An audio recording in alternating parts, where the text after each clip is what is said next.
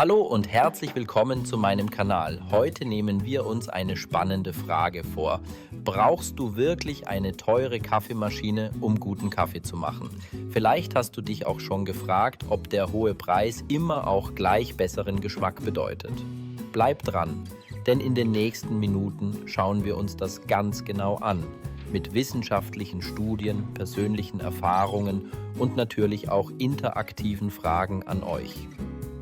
Im heutigen Video erfährst du, welche Faktoren wirklich den Kaffeegeschmack beeinflussen, was die Wissenschaft dazu sagt, ob es Alternativen zur teuren Maschine gibt und natürlich, was ich persönlich an meiner Kaffeereise gelernt habe. Schreibt gerne in die Kommentare, wie ihr euren Kaffee zubereitet. Ich bin gespannt auf eure Meinungen. Beginnen wir mit den Grundlagen. Was macht eigentlich einen guten Kaffee aus? Es sind vor allem 4 wichtige Faktoren. Die Wassertemperatur. Optimal ist meist um die 90 bis 96 Grad Celsius. Der Mahlgrad, je feiner gemahlen, desto schneller wird der Kaffee extrahiert. Aber Achtung, zu fein kann bitter schmecken. Die Brühzeit. Eine zu kurze Extraktion bringt nicht alle Aromen zur Geltung, eine zu lange kann den Kaffee überextrahieren und bitter machen. Die Wasserqualität, ein oft unterschätzter Faktor. Sauberes, mineralstoffarmes Wasser kann den Unterschied ausmachen. Wusstet ihr, dass diese Faktoren auch von wissenschaftlichen Studien belegt werden? Eine Studie von Patel et al. 2020 im Journal of Food Engineering hat gezeigt, dass gerade die präzise Kontrolle von Wassertemperatur und Mahlgrad maßgeblich den Kaffeegeschmack beeinflusst. Die Studie kommt zu dem Ergebnis, dass es weniger auf den Preis der Maschine ankommt, sondern vielmehr auf die Kontrolle dieser Parameter. Und hier können auch günstigere Geräte punkten. Was denkt ihr?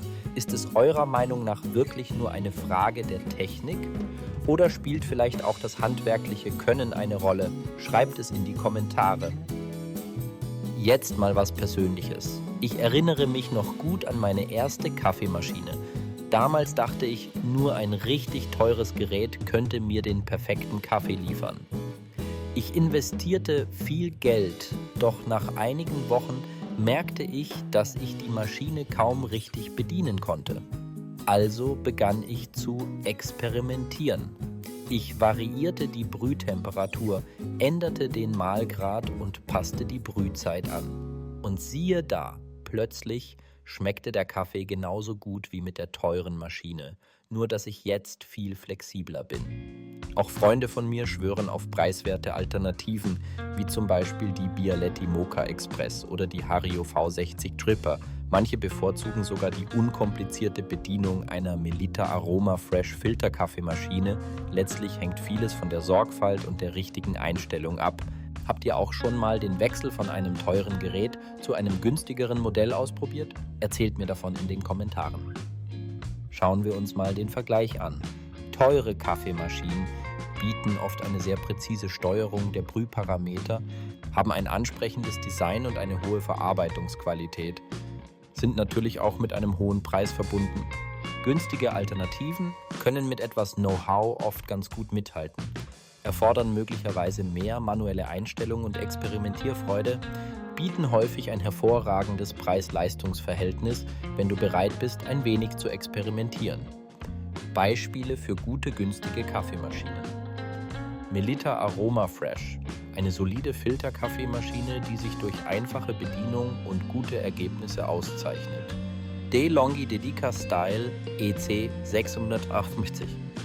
Eine preiswerte Espressomaschine, die trotz des günstigen Preises leckeren Espresso zaubert. Bialetti Moka Express, ein echter Klassiker, mit dem du auf traditionelle Weise einen aromatischen Kaffee zubereiten kannst. Hario V60. Dripper, zwar kein Gerät im klassischen Sinne, aber als manueller Pour-Over ist er ein Favorit für alle, die den Prozess lieben. Wissenschaftlich gesehen, wie bereits erwähnt, kommt es weniger auf den Preis an, als auf die exakte Kontrolle der Extraktionsvariablen.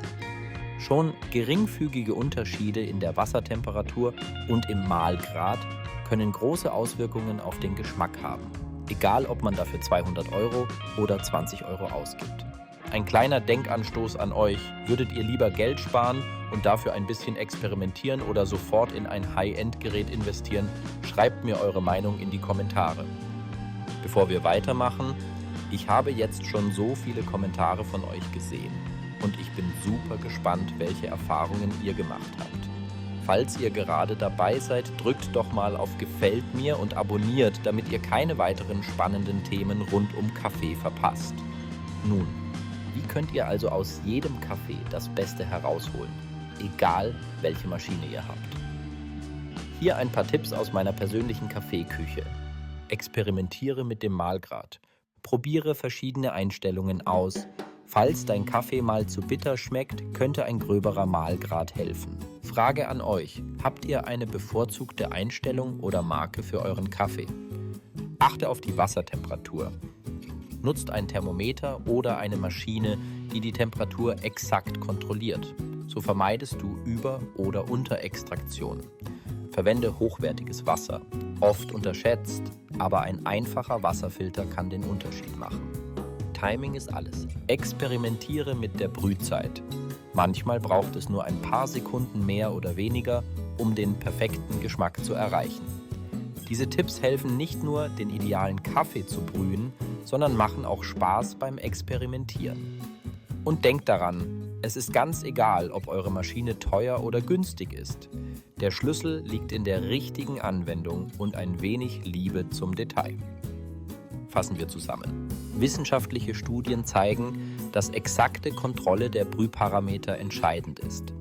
Teure Kaffeemaschinen bieten zwar oft eine präzisere Steuerung, doch auch günstigere Alternativen wie die Melitta Aroma Fresh, DeLonghi, Bialetti Moka Express oder der Hario V60 Dripper können mit etwas Know-how hervorragende Ergebnisse liefern. Eure eigene Experimentierfreude und Sorgfalt sind der Schlüssel zu gutem Kaffee. Also, braucht man wirklich eine teure Kaffeemaschine? Ich sage, es kommt darauf an, wie viel Zeit und Mühe du investieren möchtest. Ein teurer Preis garantiert nicht immer besseren Kaffee, aber Leidenschaft und Experimentierfreude schon. Wenn euch das Video gefallen hat, lasst einen Daumen hoch da und abonniert den Kanal. Ich freue mich auf eure Kommentare und eure Erfahrungen. Bis zum nächsten Mal und viel Spaß beim Kaffeegenuss.